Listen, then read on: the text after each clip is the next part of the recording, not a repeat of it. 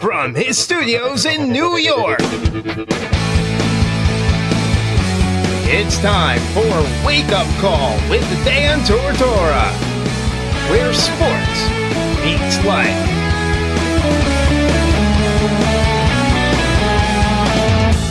Here's your host, Dan Tortora. Welcome back here to Wake Up Call with Dan Tortora on wakeupcalldt.com, your one-stop sports shop, and on mixlr.com/wakeupcalldt. Proud to have you here every Monday through Friday from 9 a.m. to 11 a.m. Eastern Time. For everybody that is off today, happy President's Day. I hope you're enjoying it and spending it with loved ones or just doing something nice for yourself. So I hope you are enjoying your President's Day this morning and that you educate yourself. If you're going to enjoy President's Day, I hope you look something up about our history, and maybe that should be something we do every year. We look up something that has to do with our presidents and how our country came to be what it is today. Maybe we should look something up and kind of, share that information with one another and celebrate it instead of just treating it like a day off.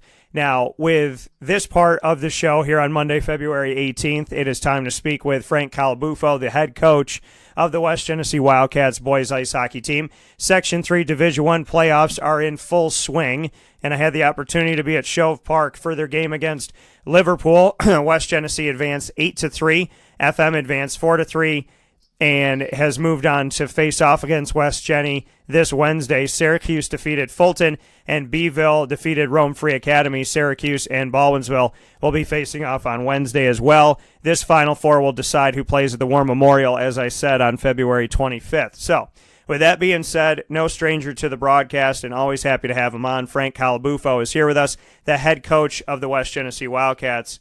Frank, how are we doing today? Doing well, Dan. Good morning. Thanks for having me. Absolutely, and I got to ask you, how many hours did you spend watching film last night? Because I know you don't sleep. been a lot of hours with me and the assistant coaches looking at film, both Liverpool and FM moving forward. And so with this Liverpool game, you and I spoke about it a little bit off the air here. In this game, you go up 4-0, and then they come back and they score a couple goals. They get one of their goals, or both of their goals, I should say, in the third period of the game, less than 3 minutes apart. So it could have been a momentum shift. Instead, Daniel Holzhauer gets his third goal of the game less than 30 seconds after their second goal. Just what you can say about Holzhauer's play and the play of the team in general to strike when the lead was cut in half and strike as quickly as they did. Yeah, we took a timeout there after they got the second goal. The building was pretty crazy, and it was a big momentum switch there in the game, and so we just called a timeout to settle the kids down and let them know that we still had a 2-goal lead at Shove Park in the third period, and you're not gonna win a championship without a little adversity, so we had to figure out a way to deal with it. So let's just settle down and make sure we play the next couple shifts in their end, and threw our senior line out there on the ice, and they answered for us. So it was very timely, and I was very proud of the way that the seniors showed some leadership at a key moment. And when you see, what the seniors were able to do, just what you could say about that leadership, not only in the game against Liverpool, but all season long. Yeah, it's kind of become the trademark of this group.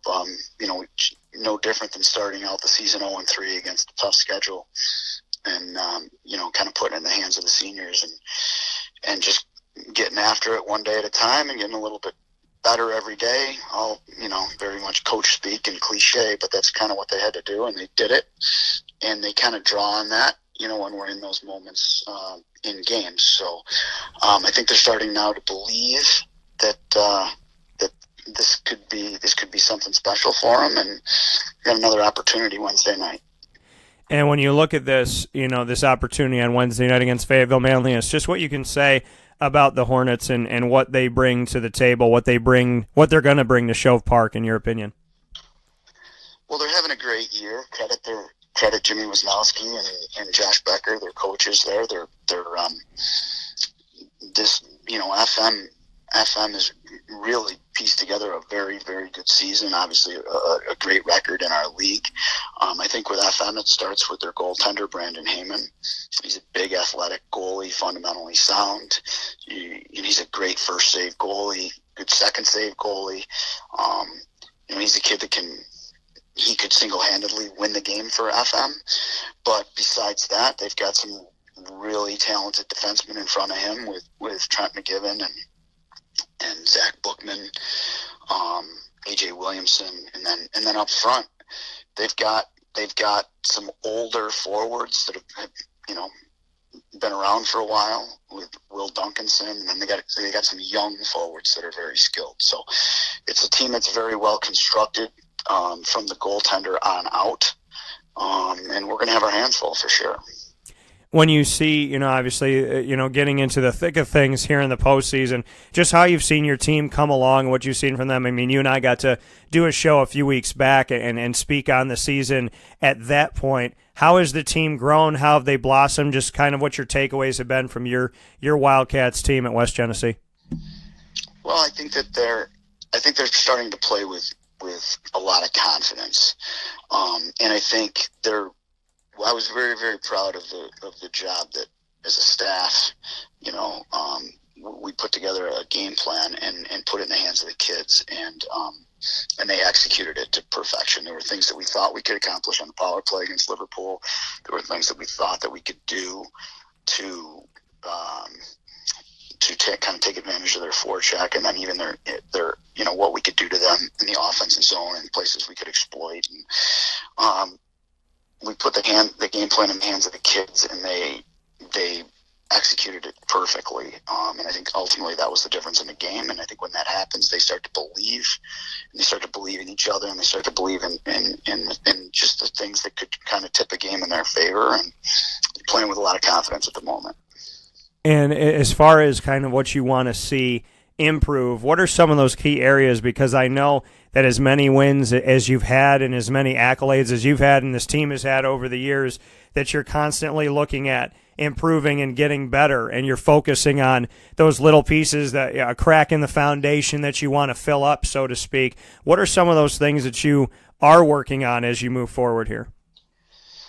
Well, I mean, I think at this point, we pride ourselves on our team defense and limiting the other team's opportunities to score, and we've done a very good job of that. And like most of the teams that we have here have done, I think the years that things don't quite work out for us is because we've failed to score goals in those big games and big moments. Last year, going 4 overtimes and then losing the ball and going a semifinal and a shootout. It's our ability to score is always a concern at this time of year, especially when you're playing against a team with a really good goaltender like Brandon. So that's where our focus has been. Not that we work on defense every day, but our focus is trying to create second and third and fourth chance pucks around their net to give ourselves the best chance to put pucks in the net. And, offensively, Daniel Holzhauer, we saw him have, a hat trick. Saw him have 3 goals in the game, 3 assists. Just what you could say, being that spark, like you said, you can lean on your defense. Your defense has been strong. You want to be able to score goals and move forward here, obviously. What can you say about Daniel's play and what he's been able to do and how he could be a spark to your offense? Well, he's proven that he's a finisher. He's dangerous when he's got the puck on his stick, and he's a goal scorer. So we have to continue to try to create opportunities for him to have those chances to shoot the puck. And I think with Ryan Washoe and Jimmy Bergen and his line mates, they've done a real good job of extending possessions in the offensive zone, which is what we've been focusing on, so that we're not one and done in the offensive zone. We have to maintain possession and get multiple opportunities to score. And you mentioned Ryan Washoe. He obviously had himself a game in this one as well. And just what you could say about, what he's been able to do. He had a couple goals in the 8-3 victory that you had in the first piece of the playoffs here for Section 3, Division 1 boys ice hockey. Just what Ryan Washoe's done. I know we've spoken on his leadership before, just what he's meant to the team. Well, I think that's it with Ryan. I mean, obviously he's a good skater, and he's dangerous in open spaces. He shoots the puck pretty well. He had a couple goals the other night. He's our leading scorer. But he's also our captain, and he's kind of like the vocal leader on and off the ice, and especially during that timeout that we called there when the game got to 4-2 in the third period the other night. Ryan, he's just a calming influence up and down the bench, and the kids respond to him. So it really can't. His leadership speaks volumes for this team. And then inside of the goal, Chris Wells, just what you could say about, what he's been able to do and just, I mean, obviously a couple goals get given up, after you go up 4-0 and it's 4-2. And I know he puts a lot on his shoulders. Obviously, he wants to take care of home base and do what he needs to do. Just what you've seen from him and how Chris has grown throughout the season and just what he provides for you inside of the net. Well, Chris did a lot of work in the off season. He took advantage of every opportunity to get better, and just really happy for him that it's paying off. We ask a lot of our goaltenders, and he's been solid for us all year. And it's just again, when you have a kid back there that you don't have to worry about, and the kids it kind of lets everyone play a little looser in front of him, and he's handled it well.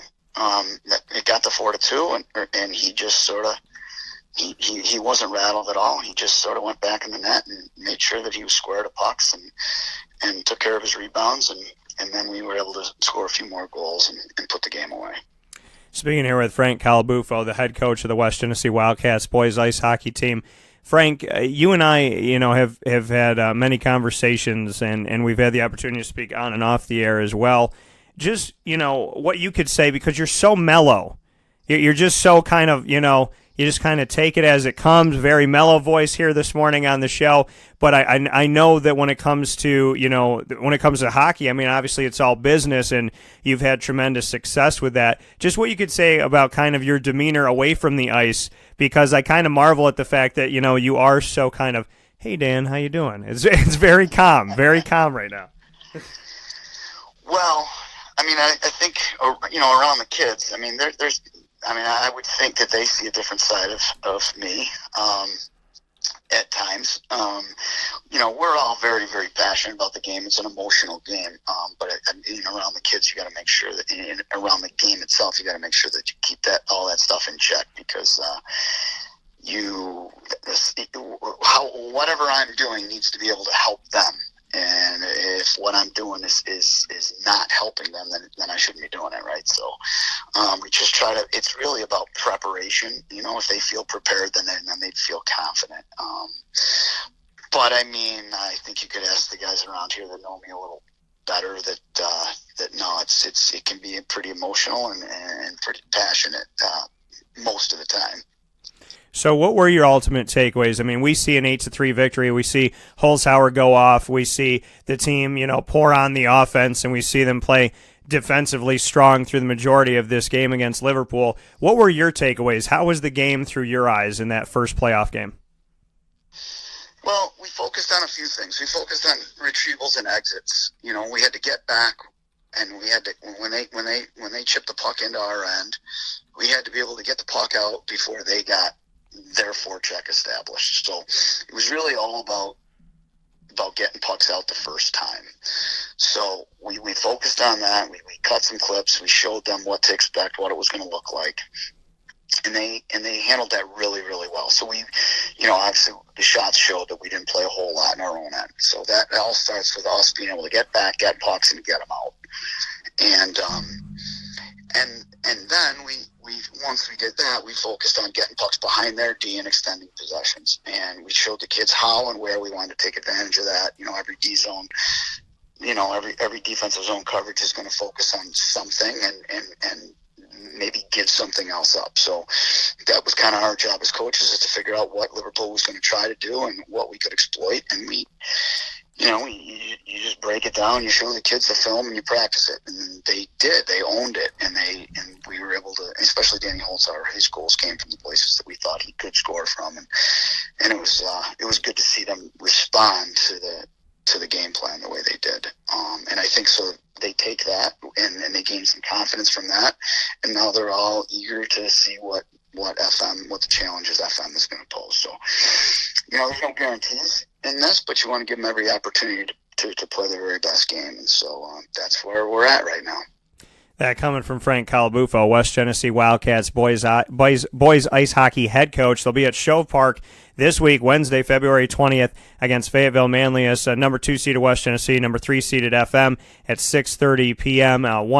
Number 1 Syracuse will take on number 5 Baldwinsville at 7 p.m. So almost at the same time, these games will be going on to decide who's going to the War Memorial on February 25th. Frank, in closing here, just what you could say about, the team staying locked in and staying focused. I know that, West Genesee, not just with boys ice hockey, but in general, there is respect and there is that, desire of the community, of the alumni. There's, when you go to West Genesee, the expectations are high. And how have they handled those expectations and knowing kind of, the outside noise? How well do they do at kind of locking out the outside noise and just playing from the inside out and taking care of each other and taking care of the game? Well, I think that's where your process matters the most, right? So, this is not a new situation for us or for these kids. And so we rely on the process. We've been here before. They've been here before.